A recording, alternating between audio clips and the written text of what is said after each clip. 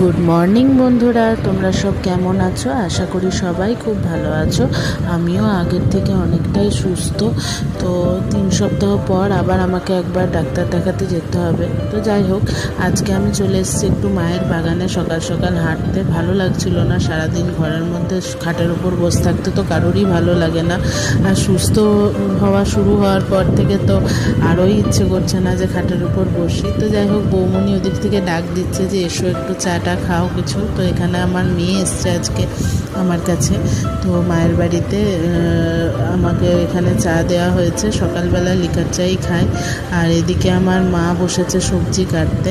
আজকে রান্না হচ্ছে গাঠি কচু আলু দিয়ে সয়াবিন দিয়ে একটা তরকারি, এদিকে লাউয়ের তরকারি আর মাছ। আর এখানে আমি বসে পড়েছি ঘাটের উপরে আবার, কারণ সব সময় আমাকে বসতে বাইরে ঘুরতে দিচ্ছে না, কারণ ডাক্তার এখনও রেস্টে থাকতে বলেছে। কিন্তু আমার ভালো লাগছে না।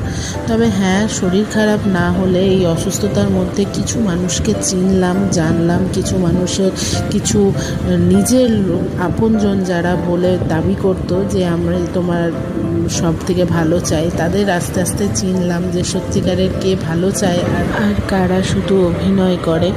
তো যাই হোক, সত্যিকারের এখন চিনছি মানুষজনকে। কিছু মানুষ আছে, কিছু অল্প সংখ্যক মানুষ আছে আমার জীবনে যারা সত্যিই আমাকে খুব ভালোবাসে।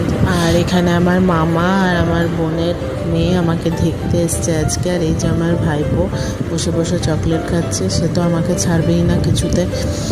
আর আজকে আমি জানো তো একবার আমার বাড়ি গেছিলাম, আমার শ্বশুর বাড়ি, মেয়েকে নিয়ে, কারণ আমার বাড়িতে একটু কিছু কাজ পড়ে গেছিলো। তো সেখানে আমাকে যেতে হয়েছিল আজকে। কিছুক্ষণের জন্য গেছিলাম, কিন্তু নিজের সংসারে ফিরতে কার না ভালো লাগে।